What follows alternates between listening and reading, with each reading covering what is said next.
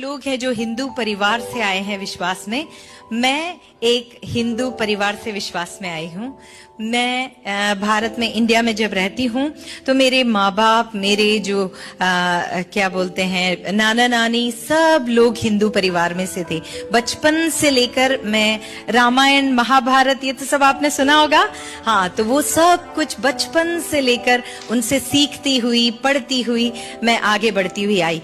हर रोज मंदिर जाना, ये सारी चीजें मेरे जीवन में थी। लेकिन पता है क्या हुआ? एक चीज थी मेरे अंदर, एक खोज थी, सच्चाई क्या है। जब मैं इतने सारे कहानियों को पढ़ती थी जो हिंदू धर्म में बोला जाता था, उन सब के बीच में मुझे ऐसा लगता था कि मेरे भगवान मुझसे कहते हैं झूठ मत बोलो, चोरी मत करो, ऐसा मत करो, वैसा मत करो। लेकिन अगर वो खुद ऐसा करते हैं तो कोई उन्हें बुरा नहीं कहता, है ना। कृष्ण चोरी करता था लेकिन कोई बात नहीं, है ना। वो उसकी लीला होती थी, लेकिन मैं करूं तो मुझे पिटाई मिलती थी, है ना। तो ये सारे सवाल मेरे अंदर हुआ करते थे। सच्चा जिंदा परमेश्वर कौन है, यही चीज मैं ढूंढती रहती थी। और उसके बाद क्या हुआ, एक समय में मेरे साथ ऐसा हुआ, मेरे नाना ने मुझे बताया कि ये जो सारी कहानियां हैं वो इसलिए लिखी हुई हैं किताबों में ताकि आप अपनी जिंदगी को अच्छा कर सकें। आप पाप नहीं करो, गलती ना करो, दूसरों को परेशान ना करो। फिर मैंने सोचा कि फिर मैं इनकी पूजा क्यों करूं, अगर सिर्फ अच्छी जीवन के लिए बनाया गया है। अगर वो स्वर्ग में रहते हैं तो मैं स्वर्ग में क्यों नहीं रह सकती, मुझे क्यों नहीं लेके जाएंगे वो। मुझे ये सारी सवाल मेरे मन में हुआ करते थे। तो उस वक्त क्या हुआ कि एक दिन मैं 5वीं क्लास में, 5th स्टैंडर्ड में पढ़ती थी। तो उस वक्त मैं बिल्कुल निराश हो गई थी कि कोई मेरी प्रार्थना नहीं सुनता, कोई मुझे जवाब नहीं मिलता। मैं रोज मंदिर जाती हूँ, मैं रोज प्रार्थना करती हूँ, मैंने कभी ईश्वर को देखा क्यों नहीं अब तक। तब मैंने क्या किया, 3 बजे के करीब, बहुत खेल खेल के आने के बाद में मुझे बहुत भूख लगी। मैंने बैठकर ऊपर की तरफ देखा और पहली बार ईश्वर का नाम नहीं लिया, लेकिन मैंने कहा अगर कोई जिंदा परमेश्वर है, अगर कोई सच्चा परमेश्वर है तो मुझे कुछ खाने के लिए दे दे। 5वीं क्लास में पढ़ने वाली बच्ची ने ये प्रार्थना की और पता ही क्या हुआ, 2-3 मिनट के अंदर मेरे पास में जो केले का पेड़ था उसके ऊपर एक कौवा आके बैठा। कौन आके बैठा? कौवा आके बैठा। और उस कौवे की चोंच में येलो कलर की पूरी थी। पूरी खाते हो ना आप? हाँ, एक पूरी थी। और उस बच्ची ने कुछ नहीं सोचा, ये गंदा है, अच्छा है, कुछ नहीं सोचा। उसने सोचा काश वो पूरी मुझे मिल जाए, अगर मैं उस कौवे के पीछे भागी तो वो तोड़ जाएगा। तो मैंने सोचा काश वो पूरी मुझे मिल जाए, और मैं वहीं बैठी रही। और पता है क्या हुआ, वो कौवा मेरे ऊपर से उड़ा और उस पूरी को मेरी गोद में डाल दिया। और उस पूरी को जब मैंने अपने हाथ में उठाया, वो गरम था। कौवा कभी गरम खाना नहीं उठा सकता अपने मुंह में। मुझे नहीं पता कि किसने वो पूरी बनाई थी, किसने कौवे को दिया था, और मैंने उस पूरी को खा लिया। और उस वक्त पहली बार मुझे ऐसा लगा कि कोई ना कोई है जो मेरी प्रार्थना सुनता है। वो मेरा पहला प्रेयर था जो पूरा हुआ। और आप जानते हैं, बहुत बड़े होने के बाद जब मैंने बाइबल पढ़ा तब मुझे पता चला कि हमारे परमेश्वर में एक आदत है, जब भूख लगती है तो कौवे के द्वारा खाना खिलाता है। तो वही चीज उसने मुझे 5वीं कक्षा में दिया था।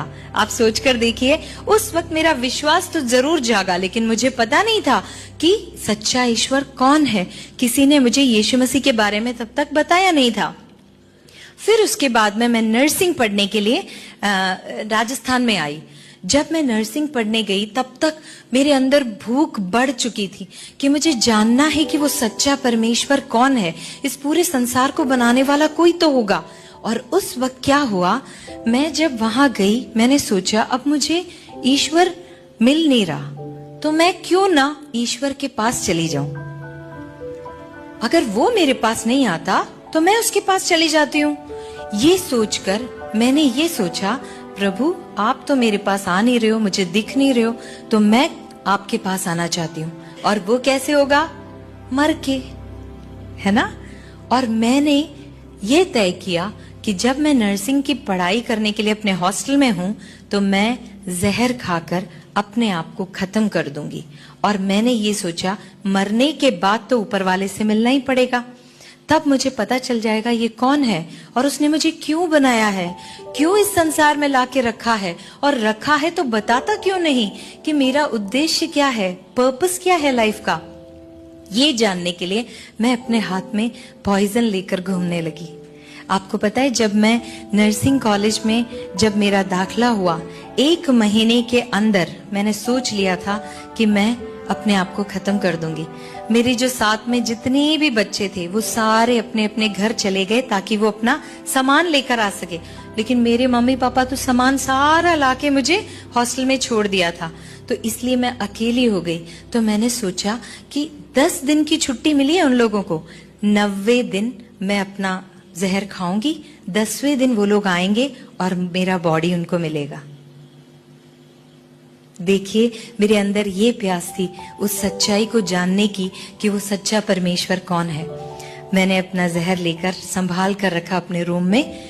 उसी रात को, 90 दिन के रात को, मेरी एक सीनियर सिस्टर ने मुझे आकर बोला, बेटा तुम अकेले क्यों बैठे हो, हमारे यहाँ नीचे प्रार्थना होती है, आप हमारे साथ चलो, सिर्फ गाने वाने सुन लो और प्रार्थना करके वापस आ जाना।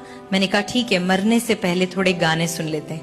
फिर मैं नीचे उनके पास गई और वहां जाकर मैंने प्रार्थना सुनी और उन्होंने अपने वचन में ये बताया कि हम तो स्वर्ग के निवासी हैं, ये पृथ्वी तो हमारा रास्ता है।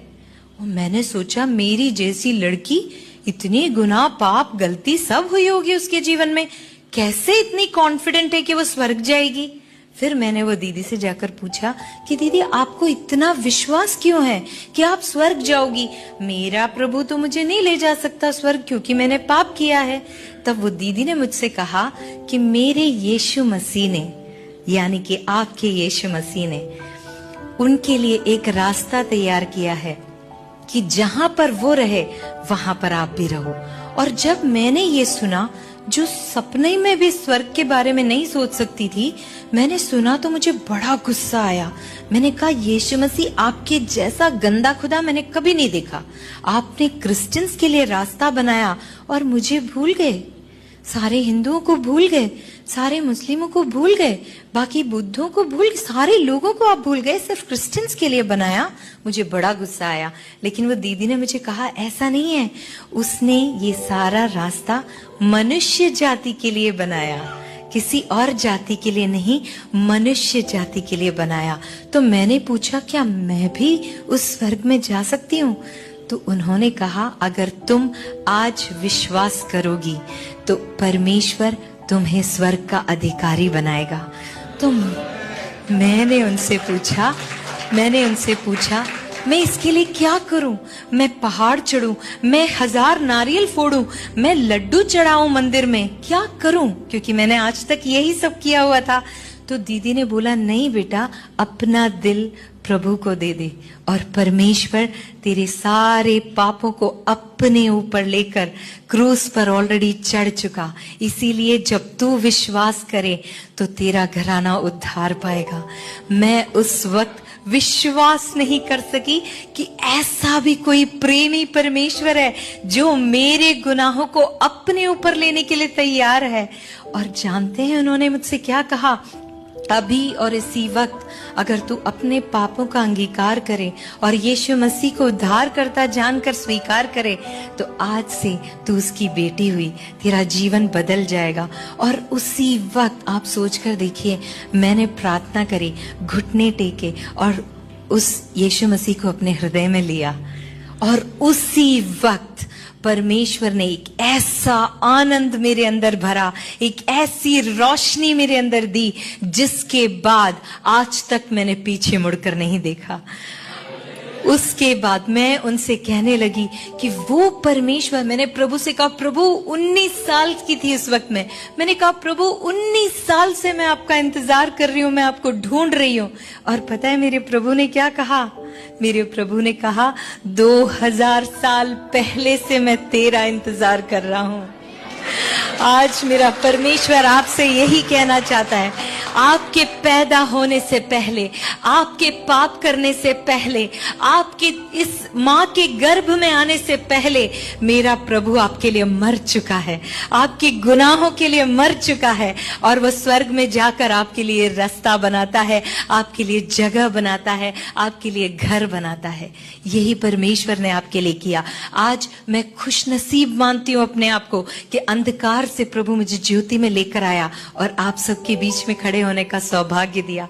मैं सच में आपको एक ही बात कहना चाहती हूं, अगर उस रात को प्रभु मुझे नहीं मिला होता, उस बहन ने मुझसे नहीं कहा होता, तो आज मैं एक पेपर के न्यूज़ बनकर रह जाती कि एक अनुपमा नाम की लड़की नर्सिंग पढ़ने आई थी और खुदकुशी कर ली, और उसकी लाश उसके रूम में मिली और मैं वहीं खत्म हो जाती।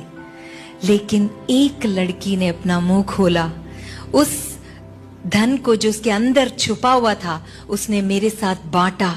इस कारण आज अनुपमा जिंदा खड़ी है आपके सामने। मैं इसीलिए आपको कहना चाहती हूँ, आपके बीच में भी ऐसी कई सारी अनुपमा होंगी। प्लीज अपना मुंह खोली है। यीशु मसीह आपके दिल में छुपा कर रखने वाली चीज नहीं है। आप बांटिए, आप दूसरों के लिए जीवन दाता बन जाएंगे। आप बांटिए, आप ऐसी कई सारी गवाहियों को खड़ा कर देंगे। ऐसे इस तरह से परमेश्वर ने मुझे बचाया, और उसके बाद प्रभु ने सिर्फ मुझे नहीं, मेरे माँ बाप को, मेरे छोटे भाई को, मेरे परिवार को पूरा बचा लिया, और आज सब विश्वास में हैं, सब प्रभु की महिमा करते हैं। ये मेरी छोटी सी गवाही है।